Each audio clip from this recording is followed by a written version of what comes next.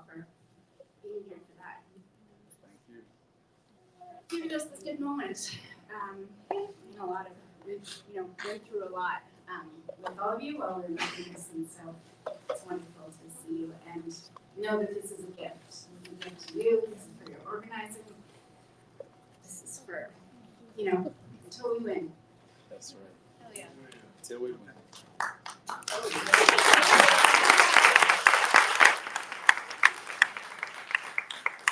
I'm just going to go ahead and invite up Mario because we're going to have a conversation, and I know we want to hear more from Mario, so please join me.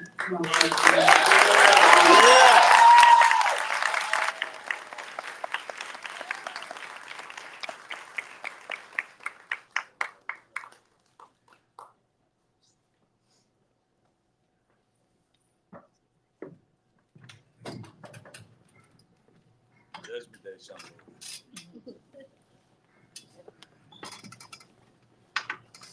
Man. I've seen that a few times, so this is a little different. It's all right.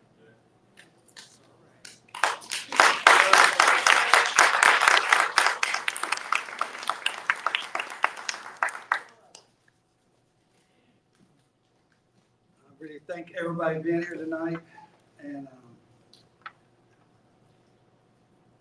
it feels like a great victory because we're telling our story our way. That's right. I want to first acknowledge any descendants in the house. Would you please stand so we can recognize any descendants?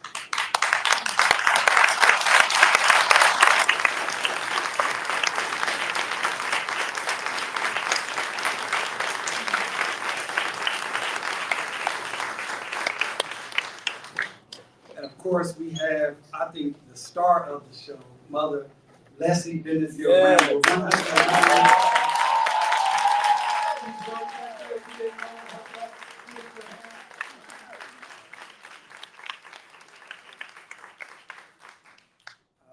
We do this work for her and the descendants and Mother Fletcher and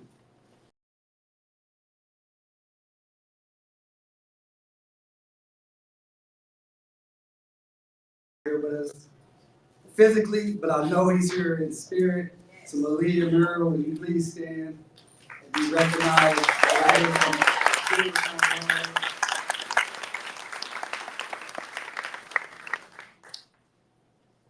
You said earlier it was a labor of love. There was certainly a labor of love for the Justice for Greenwood team. And so would the Justice for Greenwood team please stand, because this has been an amazing partnership. And they'll go DJ. Because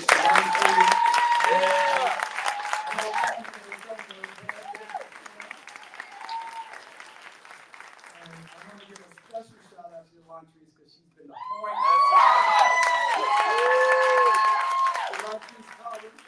She's been the point on this project, and as Carlene stated, I mean, we met almost a year ago, really, June 9th in Atlanta, Georgia, at a conference, and we were very fortunate to be invited and get an opportunity to speak about our work. And you came up to me and said, "Well, we want to do something with Justice for Greenwood." And I'm so appreciative because you highlighted so many of the stories of people that's been working on this for a long time. People like my cousin Chief. Chef, stand up, Chief. Chief on the side. He and I, we've been doing this work a long time. We both protested the KKK Klan rally in 1995, if any of you guys remember that. And we were assaulted by the police. We had to go through a litigation, and now here we are. And we still standing. Still fighting. Circle Cinema. They can't deny our story. Of course, you highlighted my sister, Dr. Tiffany Crutcher, the Crutcher Foundation. Reverend Crutcher. There he is. It's just so emotional to film because, as Uncle Red said, we are real people. We're not just pictures, black and white pictures. And so this is real families that have been impacted. And as Tiffany stated in the film, reverberating generational trauma, the very same police department So when we talk about the massacre and this continuing harm, we're not talking about something that happened just 103 years ago, something that's happening right here today. And of course, give it up for Christy Williams. She's in Germany right now, but she did a fantastic job also.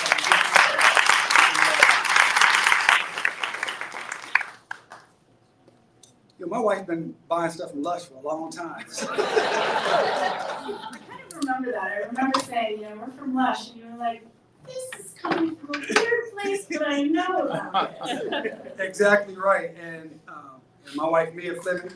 I knew that LUSH had a very strong ethic about justice, social responsibility, charity, giving back. But I had no idea that LUSH would partner with an unapologetic Black racial justice organization in a way that you have. It's actually been an amazing, amazing journey to work with you and your team, not just to create this unbelievable film, but the national campaign, which I think she mentioned earlier, but I want to reiterate. Right now, all throughout the United States of America, 205 stores around this country, you walk in, you're going to learn about Justice for Greenwood. That's right. You're going to learn about the Tulsa Race Massacre, and they're going to give you a call to action.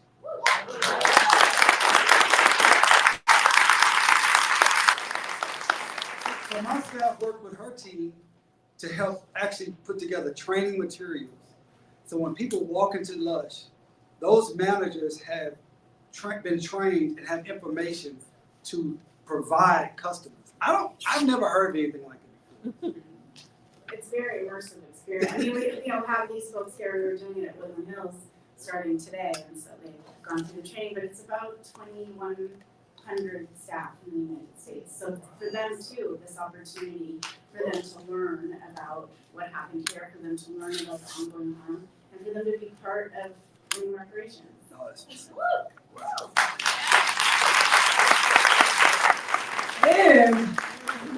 and when you go there, it's a special product that you can purchase that's going to benefit the work that we're doing.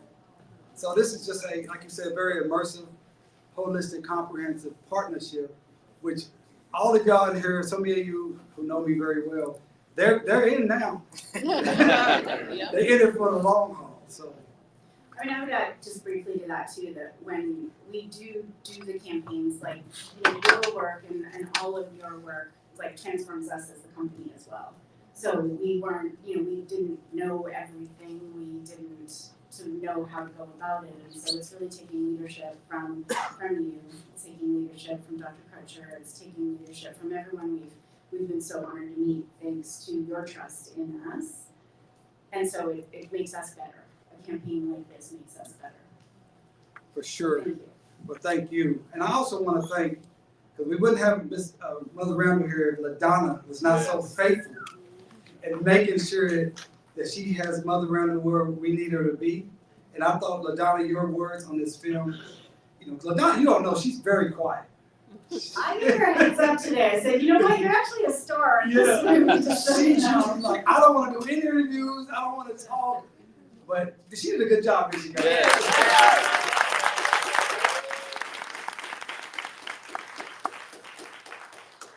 It was real special to premiere this here with so many, in front of so many of my family. My mom is here, my dad is here, my brothers is here, my nieces, my nephews are here, my in-laws are here, my first cousins on both sides of my family are here. So many people from the community that I've been, that believed in me when it was not a lot to believe in. Yeah, I was gonna add, I mean, do you want to talk a little bit about why founding Justice for Greenwood was important?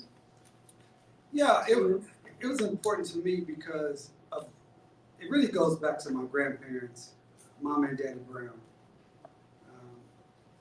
I spent so much time with them growing up. So I'm an old soul. So I got to learn a lot about their experiences. My grandparents being sharecroppers.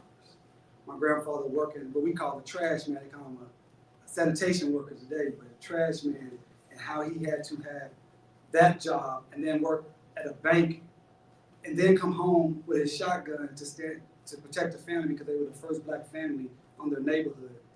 And what that did, how my mother had to be raised. And it impacted me from a standpoint of always wanting to fight for justice. Even when I was doing all other things, I wanted to fight for justice, particularly for Black people. And then I remember one time in 7th grade, I led a walkout. They called me the Martin Luther King of Carver. And my grandmother was I never seen her so angry, or it was like she was afraid, and she said, you can't be that strong. They'll kill you here. And I never knew what she was talking about. I didn't understand it until I learned about the massacre at the University of Oklahoma and said, oh, for real, this is not some theoretical, like, no, they burned down Black people in Tulsa. And so ever since I learned about the massacre, from my man, Dr. Kemper Kim, RIP, for those who knew him, you'll know Big Dr. Kim. Once he set me straight, I always said, my mission in life is to educate about the massacre and seek justice.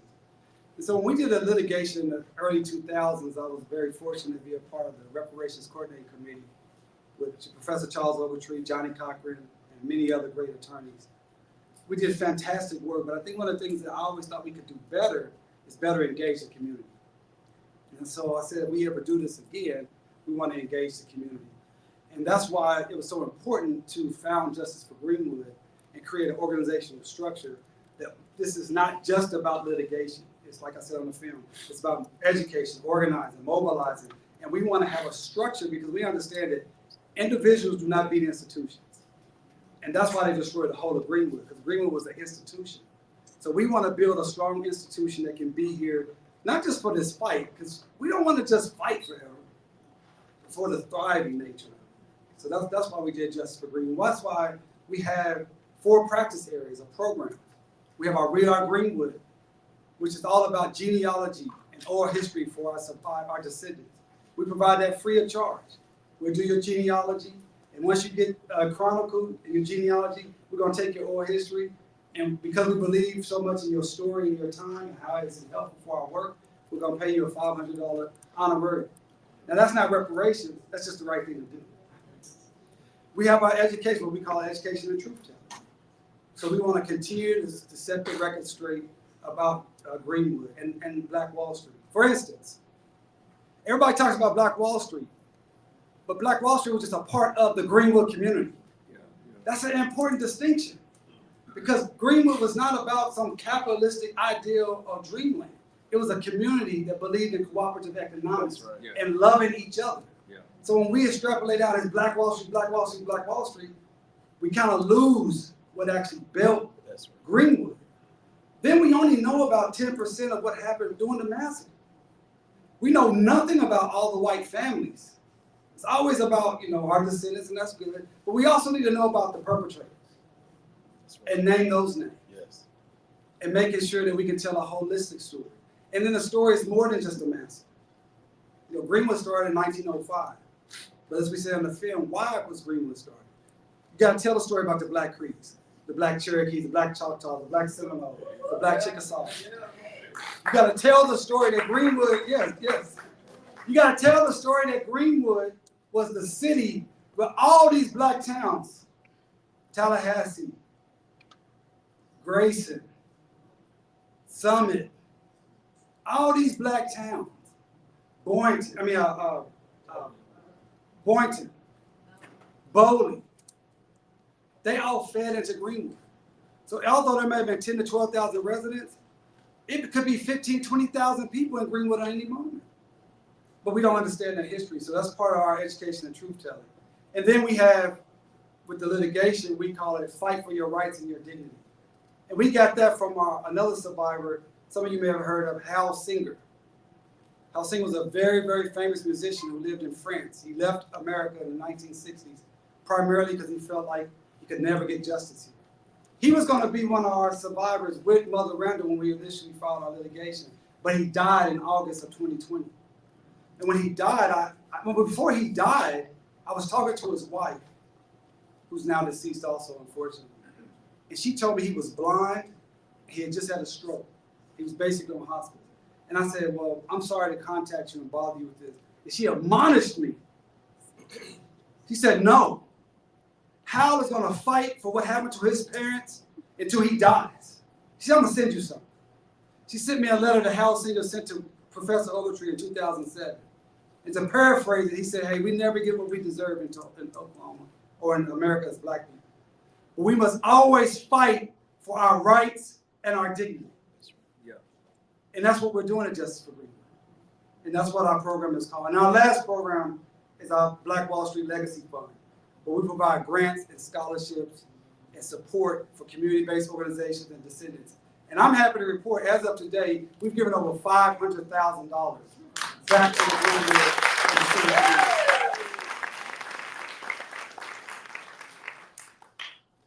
So yeah, thinking about where some of the names for programs come from, and then also the name of the film, Greenwood Is Still Burning, one of a few. And then after that, I think we should, so I'm giving you a heads up, Dan, I think we should invite Daniel Jeffries up just to talk a little bit about his work on the film.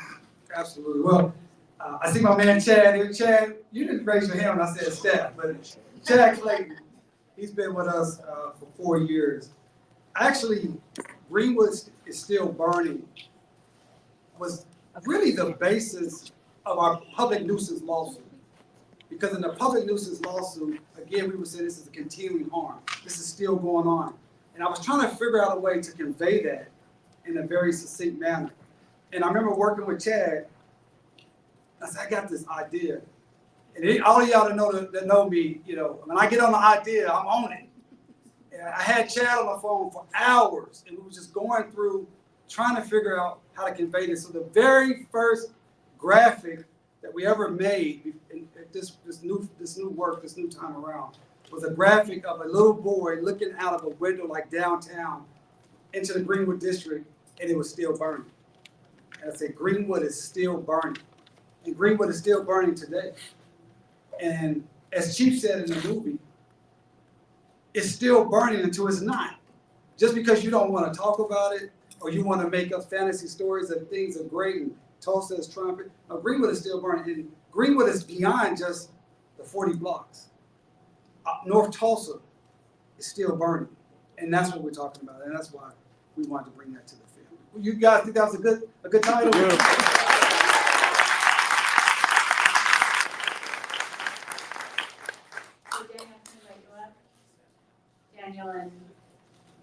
Daniel, Gil, and Therese probably done a lot of work on. Where's Seth also? Yeah, Seth's around. That's Seth's Seth. there. Okay, all right. But yeah, happy to introduce Daniel Jeffries, who was one of a very small team that worked on this film. So.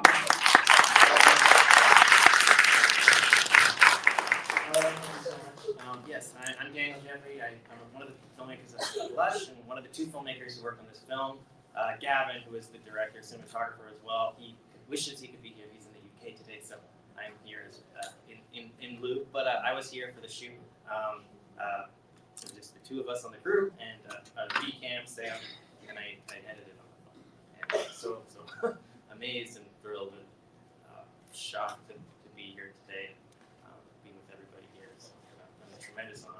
Thank you for having me. Man, give it up. He did a great job.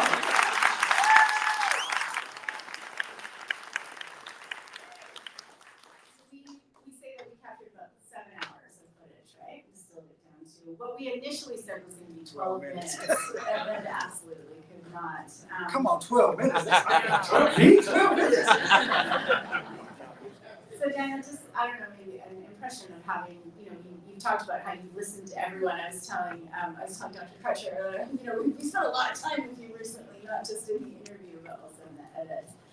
So just some impressions of what you heard. Yeah, we came here and we didn't necessarily even have all of everyone lined up who we would speak to, so then we were just extremely fortunate that we had everybody that we did. And then coming out of it, yes, I mean, I was skeptical going in that this could possibly be a 12-minute story.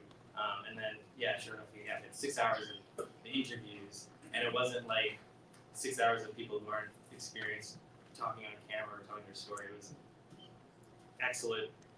Everything that we were hearing was amazing and could have been in the film. So it was a challenge just to focus in and hone in onto that story, and a lot of help, obviously, with Justice for Greenwood and shaping it in the narrative that is also in parallel with how the case has been. And so that was the biggest challenge. Is usually your challenge is you're trying to build something out of out of nothing. But this was the challenge of trying to make this as functional as a tool as it could be, hopefully as an educational piece for people. Just to be very informative and hopefully, and it cannot be moving with all the people we interviewed who were so generous and kind with their time and their stories. And just trying to do justice to that. That's the story. You did a good job. I want to talk a little bit about how people can help and sort of where like what is needed right now. The film obviously exists and gets us to the moment right now, and also is intended to live out for a long time. So we'll be building with support from you. What's it called? A discussion guide, so that folks can use this if they're wanting to do screenings in their local communities or schools or churches. But a discussion guide to kind of help further the conversation and talk about reparations overall. But what would you say when people are asking you what is needed right now? What do you all need? Yeah, I think what we need right now is for everybody, like right now, if you have a phone, you have Instagram, right now, go to your IG and like Justice for Greenwood, because we need you to be connected with us. Or go to our website, which is justiceforgreenwood.org, justiceforgreenwood.org, and sign up for our newsletter so you can stay connected with us. And after you do that, make a donation to us, and it can be $5, $50, $500, and more than that, let's talk. I'm happy to talk to you about that. We just need you to be connected with our story, connected with our work. We have a lot going on, and we want you to share it with your friends and family. So everybody in here tonight was to share the Justice for Greenwood website and get at least one person to sign up. That would get our numbers up over 100 just from this room alone. New people to connect with us, because this is a long-term issue. Because with our litigation, our flagship litigation, we actually have several litigations that are ongoing. But like the public nuisance case, which was so amazing that we had the hearing while we were still editing this, right, and they would put that in. We're hoping to have a decision by the end of June, but there is no guarantee for that. But either way, the work will continue. I mean, we have, part of our work is Justice for Black Creeks. We have a Supreme Court hearing coming up on July 26th in Old Muggy, Oklahoma. So I want you to tell everybody about that. We need that to be a packed courthouse. We have Representative Dewey McClain is here from Atlanta, Georgia, who's one of our greatest supporters. He's a state representative out of Atlanta. He's from Oklahoma, and he's a great supporter of our work with Black Creeks. And so we just need people to continue to amplify our voice, connect with us, and continue to make that donation. Even if, like I said, it's $1, it means a lot, because the work is so important. And we don't get any local funding from any of the big foundations, because our work is antithetical to their being. Because we are unapologetic about racial justice and for Black people in Tulsa to have what was stolen. And we don't want to be told what we should be happy to receive. So that means all of our funding comes out from individuals, or organizations like LUSH, or other organizations and foundations across the nation. So we cannot continue to work in the way that we do it if we don't continue to get support from the grassroots. And that's very, very important for us. Great. I think we're about time to wrap up this portion. Yeah, no, I'm going to say this. In 2020, when George Floyd was murdered, in the pandemic, you had all these companies that came out and said, Black people, we see you, we want to help you, we provide this money, and blah, blah, blah. And all of that has gone away. But a company like LUSH is still doing that work. I just want you to give love. Because this is what needs to happen. We need allies who actually partner with us for the long haul. To get in the trenches with you and say, how can we make it easy for you? Your team, and that's why I asked for myself, because this has been a great partnership. You guys are a multinational multi-billion-dollar company, this is what you do, and yet you came in saying, we want to do this in a way that helps the community, that's respectful, and how we can be best helpful. That does not happen, guys. This does not happen for big corporations and big entities. So you just got to acknowledge how special this is, and you're really, really showing the way for other corporations and other wealthy entities if they really want to help in this fight for justice and reparations and racial equity. So thank you. Thank you.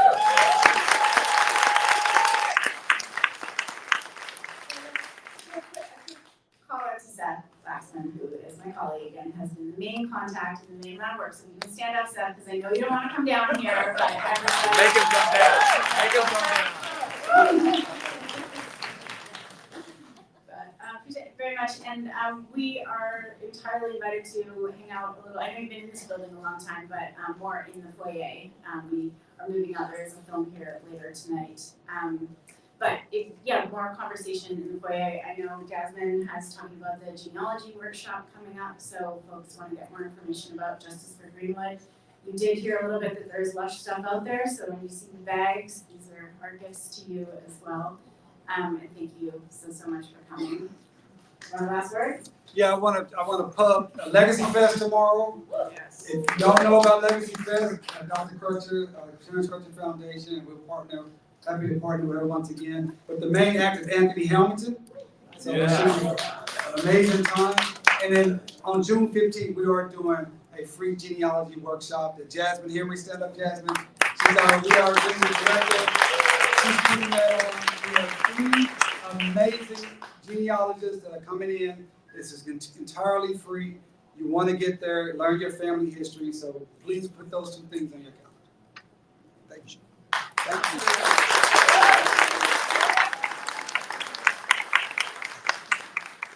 If my family was stay seated while everyone else here wanted to get a picture with my family and the staff and the J4G team,